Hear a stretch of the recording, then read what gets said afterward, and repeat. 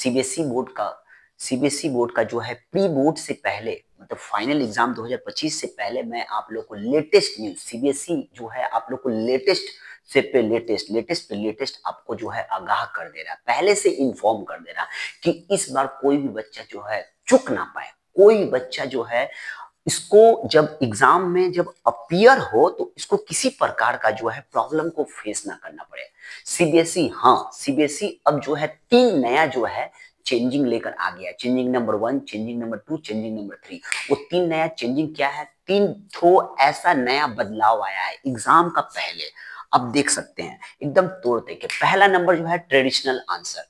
पहले क्या होता था सीबीएसई मतलब 2024 के पहले तक जितना भी एग्जाम हुआ है, पहले क्या होता था कि कोई स्टूडेंट मान लीजिए नोट्स रेडी कर गया है या मान लो किताब का कोई नोट्स जो है पूरा रट्टा मार के गया हुआ है और एग्जाम में आंसर स्क्रिप्ट में जो है रट्टा हुआ लर्न जो आंसर जो है पूरा वहां पर जो है कॉपी पेस्ट कर देगा।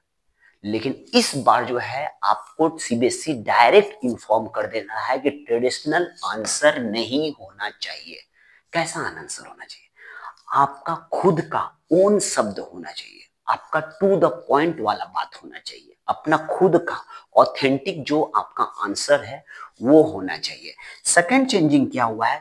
सेकंड बदलाव, दूसरा नंबर बदलाव यह हुआ है increase in competency. Increase in competency, suppose मान लीजिए सीबीएसई का कोई भी सब्जेक्ट आप अगर एग्जाम दे रहे हैं तो आपका टाइटल मतलब टॉपिक से रिलेटेड इनर मीनिंग वाला बेस्ड क्वेश्चन ज्यादा पूछा जाएगा।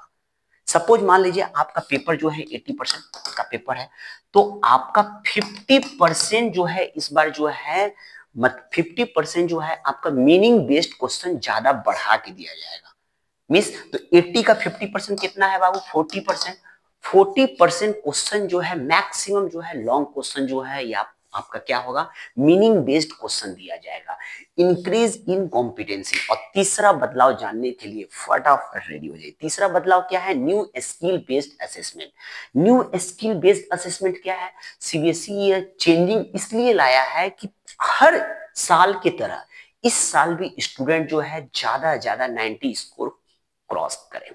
तो आपको क्या होगा? न्यू स्किल बेस्ड असेसमेंट एक ऐसा स्कीम है जैसे मान लीजिए रियल लाइफ आपका जो क्वेश्चन का जो आंसर होना चाहिए, आप जो डेली लाइफ जी रहे हैं उसके बेस्ड में आपका आंसर होना चाहिए। सेकेंड नंबर प्रॉब्लम सॉल्विंग आपका आंसर होना चाहिए। तीसरा नंबर है कॉन्सेप्चुअल। जब आप आंसर एग्जाम में आंसर स्क्रिप्ट में जब आंसर लिखिएगा तो आपका आंसर टू द पॉइंट में कि सामने वाला आपका आंसर जब पढ़े तो उस पर यह पता चल जाना चाहिए कि स्टूडेंट का कॉन्सेप्ट क्लियर है। ऐसा नहीं है कि स्टूडेंट जो है मान लीजिए किसी का कॉपी करके या कोई किताब का मान लीजिए नोट्स रट्टा मार के या कोई मैराथन का मान लीजिए रट्टा उट्टा मार के आंसर लिख रहा, ऐसा नहीं होगा। तो यह सीबीएसई प्री बोर्ड और बोर्ड एग्जाम के पहले 3 नया महा बदलाव आपके सामने में लेकर आ गया है। अगर इस तरह का सीबीएसई का अप टू डेट अगर आपको लेटेस्ट न्यूज जानना है तो प्लीज चैनल को जरूर सब्सक्राइब कीजिएगा। जब जब नया नया आपके लिए खास वीडियो होगा मैं जरूर लेकर आऊंगा। मैं खिदिरपुर कोलकाता में क्लास करवाता हूँ। अगर आपको क्लास ज्वाइन करना है इंग्लिश एंड आर्ट्स का तो मुझसे जो कांटेक्ट कर सकते हैं।